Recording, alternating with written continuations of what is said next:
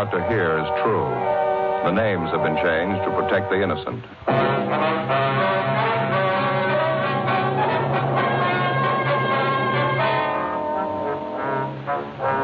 You're a detective sergeant. You're assigned to homicide detail. A small boy is reported missing from his home. His age, 9 years. Foul play is suspected. Your job? Find him.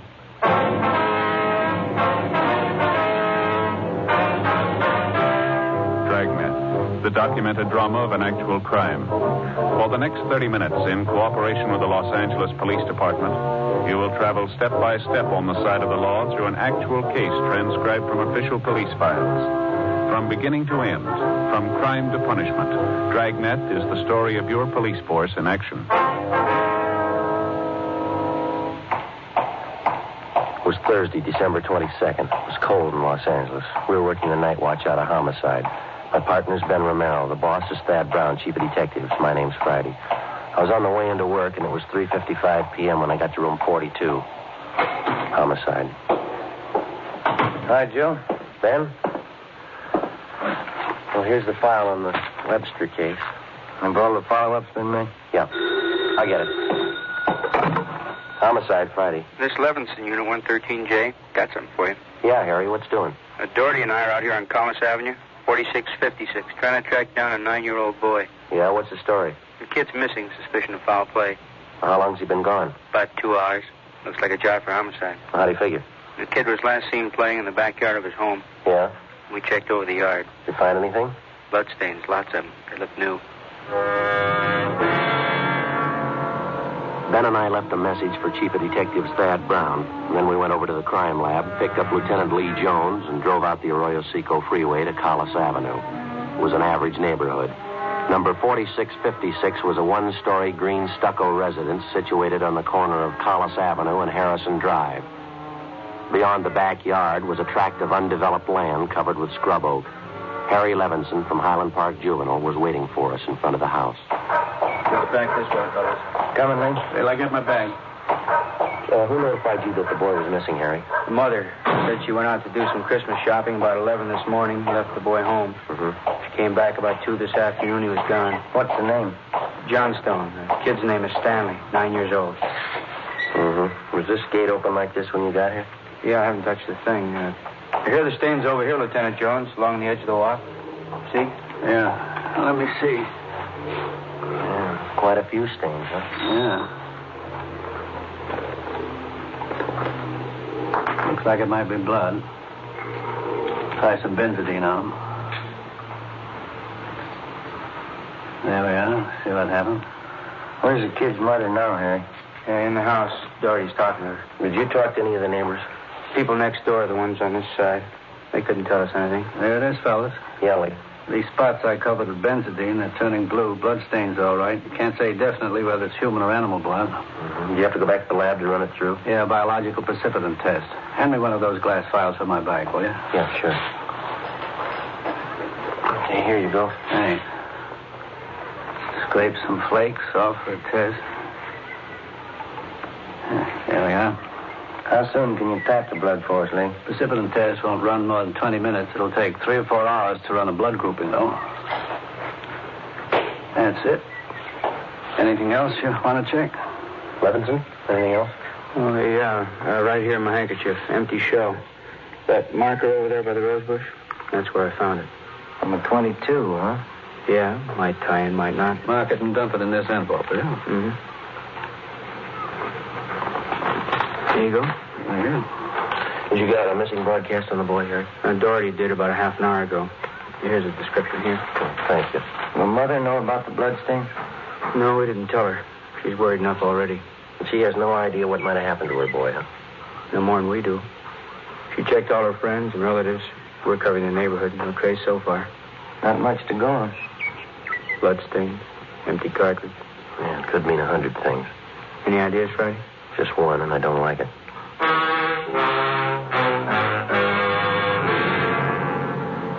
4:30 p.m., Thursday, December 22nd. The neighborhood search for 9-year-old Stanley Johnstone continued. Lee Jones went back to the crime lab to start the precipitant test and the blood grouping. Levinson and his partner, Doherty, from Highland Juvenile, stood by.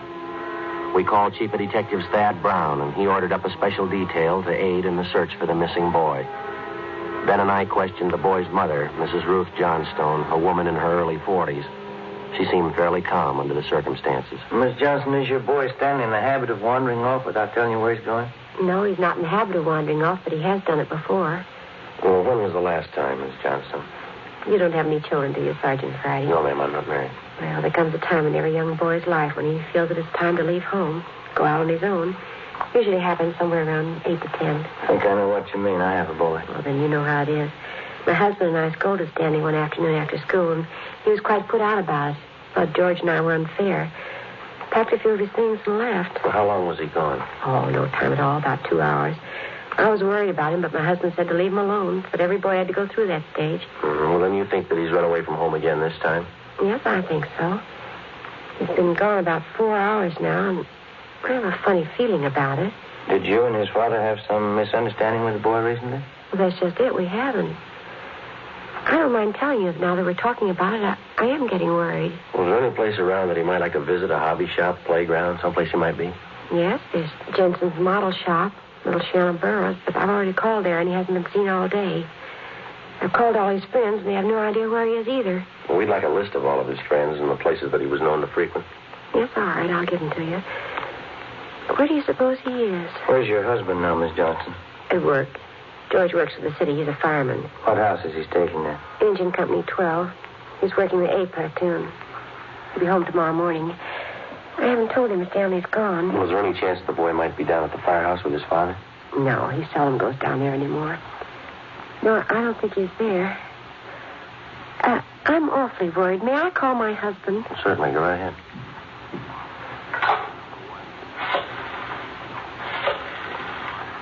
I know George will be worried.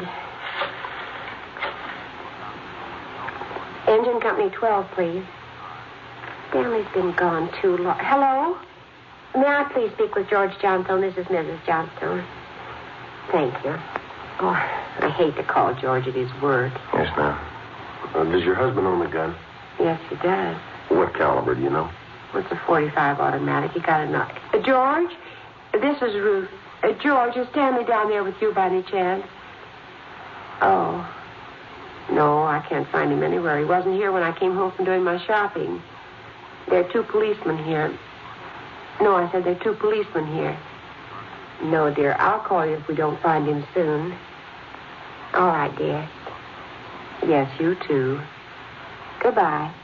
I didn't think he'd be with George. A .45, is that the only gun in the household?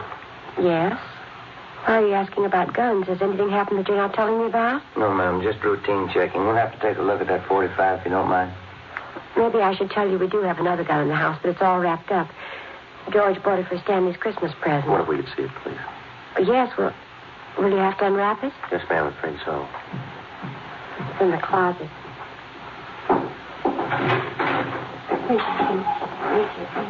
They had to hide it.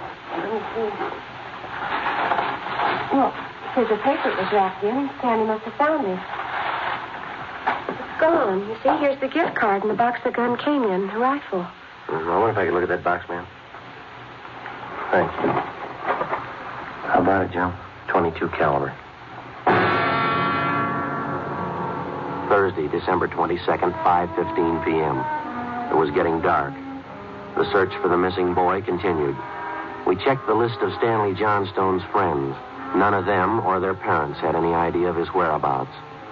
We talked with Levinson again. He'd been in touch with the detail combing the neighborhood. They'd found nothing. We went down to Collis Avenue and 10th Street, the service station on the corner. One nickel, Joe? Oh, I got one. Will you watch for Thad? Yeah. Okay.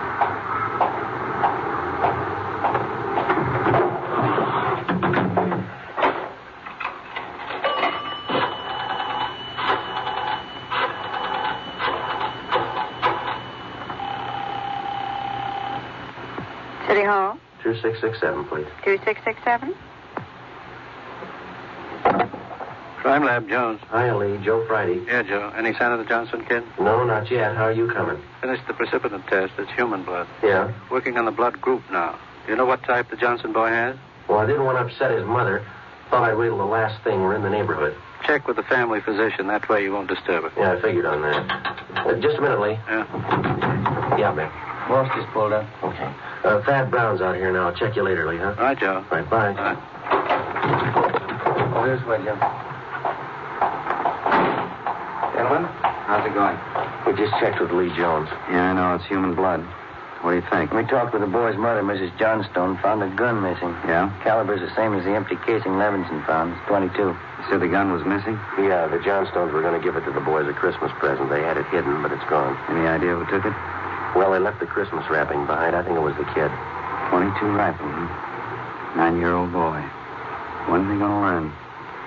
First, it's carbide cannons on the 4th of July. The city issued ordinance after ordinance. A few thousand kids around the country had to lose their eyes, fingers, hands before their parents would give us their full cooperation to outlaw them. I know what you mean. Sure you do. You and every other cop in the country became the heavies trying to clamp down on them. It's always the same story. This time it's guns for Christmas. Well, I know what you're thinking, but we're not sure yet. Listen, Friday. There's a city ordinance against giving a gun to a kid. You know that. Yeah, I know that. There's a missing boy and a missing gun. There's blood on the ground and an empty shell. That's enough for me. Well, we're going to stay with it. Something's got to break. Yeah? I hope it's not the hearts of that kid's parents. Hi, Chief. Been looking for you, Friday. What do you got, Harry? Found the gun. New 22 rifle. I'd say it's been fired recently. Where'd you find it, Levinson? Back up there in that scrub oak behind the Johnstone house.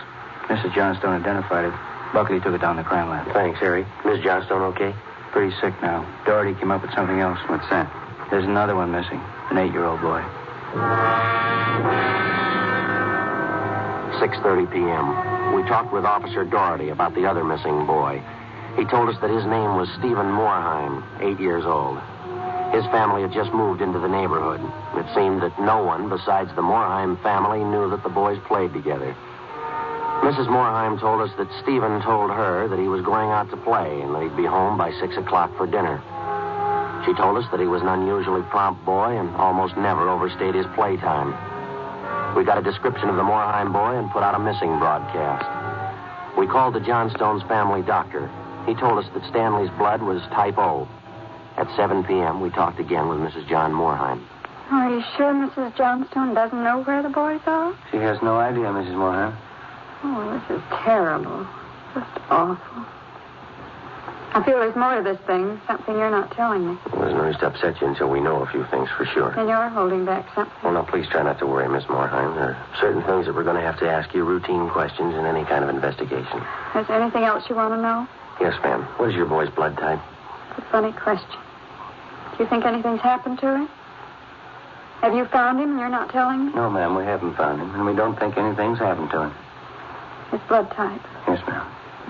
Well, I think I have it written down in Stevie's baby book. Yes, here it is. It's type O. Thank you. I wonder if I might use your phone? Yes, of course, it's in the hall. I'll be right back then. Okay.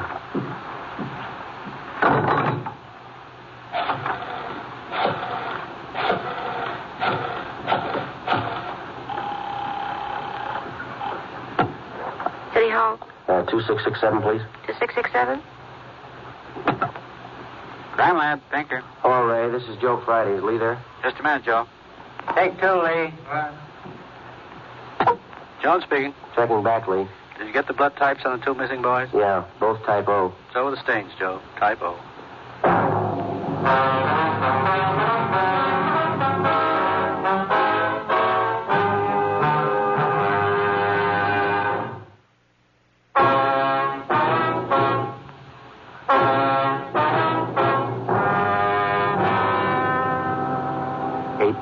Thursday, December 22nd. Still no sign of either of the missing boys. Chief of Detectives Thad Brown went back to headquarters to direct the search from there. He dispatched another detail of 50 men to aid in the hunt for the missing youngsters. 8:30 p.m. It was getting a little colder. The citrus growers were warned to expect a freeze. We went up the block to see Mrs. Johnstone. Her husband had quit work early and returned home. We talked with him for a while. He could tell us nothing more than we already knew. We still had not informed either of the families about the blood stains and the empty cartridge casing which had been discovered in the backyard of the Johnstone home. It was more than possible that they had a right to know about our findings, but Ben and I felt that there was no cause to add to the distress of the two families at this time. If the two missing boys were found alive and well, then the bloodstains in the cartridge would be of no concern to the relieved parents. At 8:40 p.m., Ben and I left the Johnstone house and went to the home of Mr. and Mrs. John Morheim. Miss Morheim, you said your husband worked at a market. Yes, he telephoned about 15 minutes ago. Said he's closing up right away. He'll be here any minute. I wish Stevie would call, come home. It's so cold out tonight. All he had on was a thin cotton jacket. Well, try not to worry. We're doing everything we can. He'll be all right. Stevie's father's such a sensitive man. He and the boy are so close. I know he's terribly upset. Now, you're sure there's no place that you might have forgotten, someplace where the boy might be? No place. No. If anything's happened to the boy, it'll just kill John. Now, you sit still. I'll get him, Miss Morheim. Joe? Larry. The Johnstone kid, he's been found.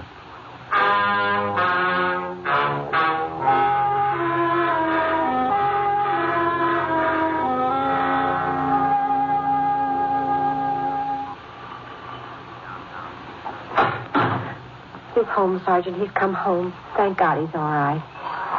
Well, where's he been? Did he tell you? No, he didn't. His clothes are all dirty and he's acting strange. Never seen him like this. How do you mean, Miss Johnston? Well, he just came to the front door and said, "Hello, Mom." And sat down in a chair and stared at the floor. He won't talk to his father or me. Do you mind if I talk to him? No, go ahead. I asked him about the little Morheim boy, but he wouldn't tell me a thing. Where is he now? Right over there in the living room. Looks all right. Yes. Son, this is a police officer. He wants to talk to you. Don't be afraid, dear. He only wants to ask you some questions. Son. You see, Sergeant? Stanley, look at me, son. Come on, youngster. Get your head up there. That's better. You had your mother pretty worried. You know that. You want to tell us where you've been? We should try to get him to eat a little something. You hear that, son? Want something to eat? Stanley, there's another little boy up the street who hasn't come home. You know where he is? His father and mother are worried about him, too. Just like your folks were. We're going to ask you to help us find him. I killed him. I killed Steve with the .22. We were only playing, but I killed him. How do you know you killed him? Maybe he's only hurt now, isn't that it? No, he's dead. I know he's dead. The gun went off.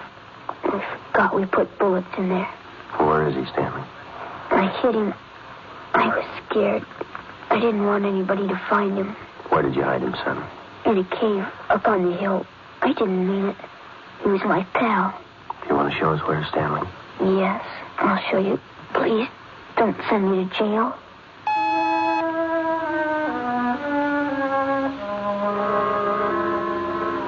(9:15 p.m., Thursday, December 22nd.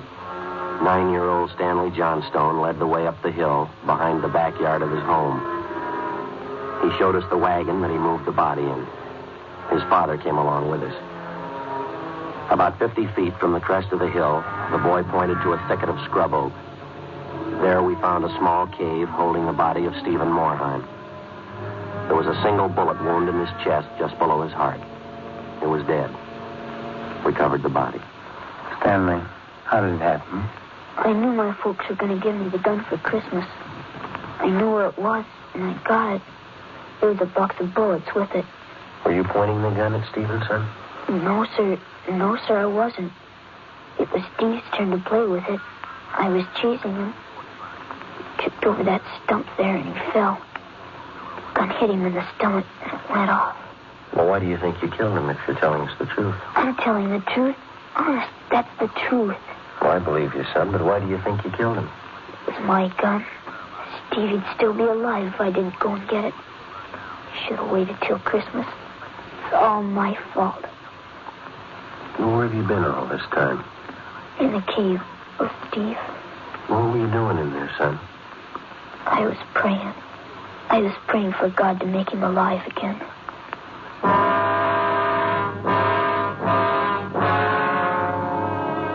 After a thorough investigation, Ben and I were convinced that the shooting of Stephen Morheim was accidental. Lieutenant Lee Jones' findings substantiated the Johnstone boy's story even to the smallest detail. We put in a call to the coroner's office, and we acquainted him with the facts.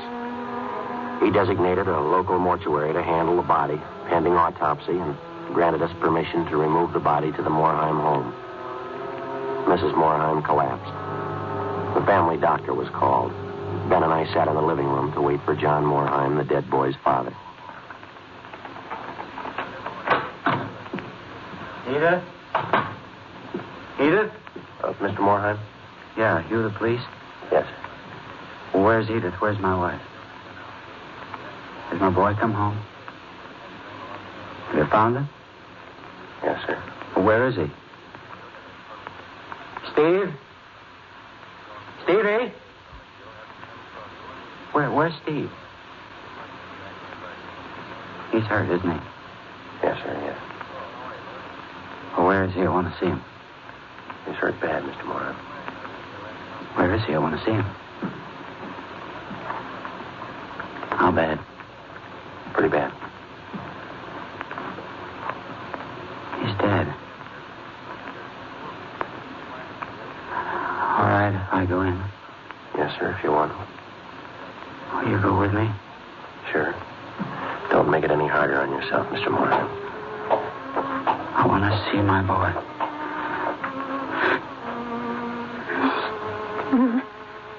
Mr. Morheim.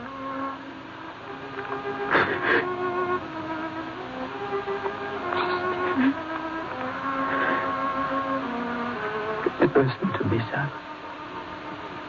We got you a lot of nice things for Christmas. Everything you wanted. I got you the 3 new cars for the train. That one with a searchlight on it really works, son. Got you that new switch you wanted. A lot more track. Oh, now you can have big layout. And you know that new baseball mitt we saw? I got it for you. The cowboy outfit you want. I got it. Mr. Morheim. Come on, you. What happened? It was an accident. He was playing with a Johnstone boy up the street. Playing with a gun. It went off. What was the other boy's name? Stanley Johnstone. It was an accident. Mr. Morheim, where are you going? I want to see that boy. We had no idea what the dead boy's father had in mind. We didn't feel that we should try to restrain him. Ben and I went along with him up the street to the Johnstone home.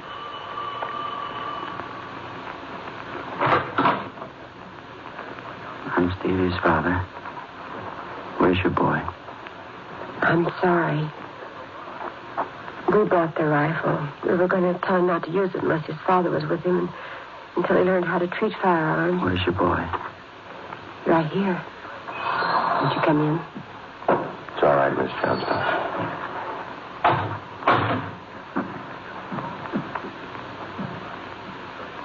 You the boy that was with Stevie? Yes, sir. What's your name? Stanley. I know it wasn't your fault, Stanley. Wonder if you'd do something for me. Yes, sir. I've got a lot of nice presents for Stevie. I know he'd want you to have them. I want to give them to you Christmas Eve. Mom? I think that'd be a fine idea, son. Come on, Ben.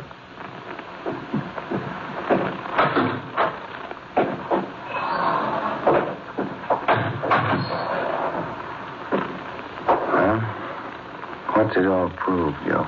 You don't give a kid a gun for Christmas.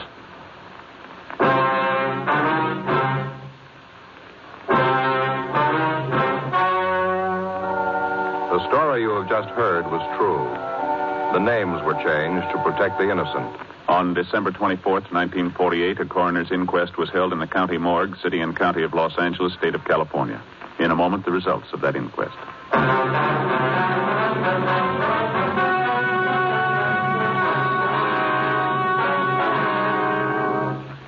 At the coroner's inquest, it was officially recorded that Stephen Morheim's death was the result of an accident. Stanley Johnstone was absolved of any legal responsibility for his friend's death.